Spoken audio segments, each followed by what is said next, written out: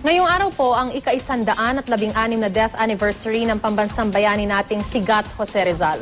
Sa Maynila, nagkaroon ng seremonya bilang pagunita sa kanyang kamatayan. Ang kanyang state funeral isinadula pa. Ang mainit na balita hatid ni Claire Delfin.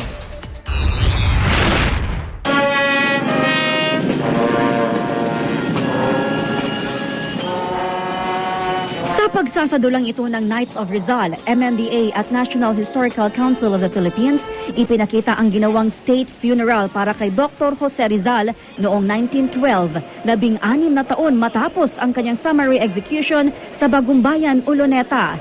Nasa ilalim na ng pamamahala ng Amerika ang Pilipinas nang mabigyan ng state funeral si Rizal.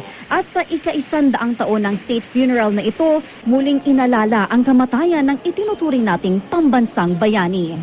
Ang replika ng kanyang urn isinakay sa isang karosa at ipinrosesyon mula sa Plaza Ruiz sa Binondo hanggang sa kanyang monumento sa Luneta Park sa Maynila.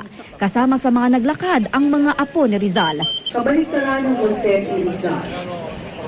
Pagkaraan ng 2 taon matapos nang umabot sa Luneta, simbolikong inilagak ang urn sa kanyang monumento at sa pangunguna ni Pangulong Noynoy Aquino, itinaas ang watawat ng Pilipinas.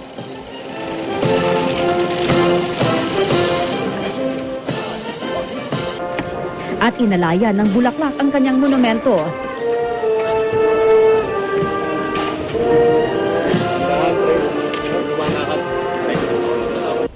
Isang 21-gun salute din ang isinagawa para bigyang pugay ang ika-100 at 16 na anibersaryo ng kamatayan at kabayanihan ni Rizal.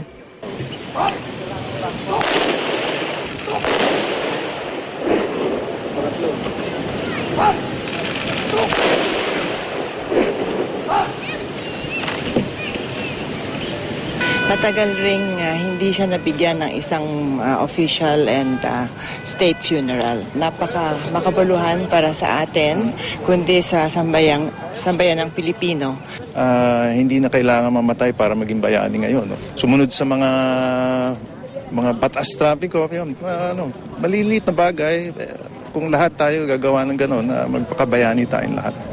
Claire Delfin, GMA News.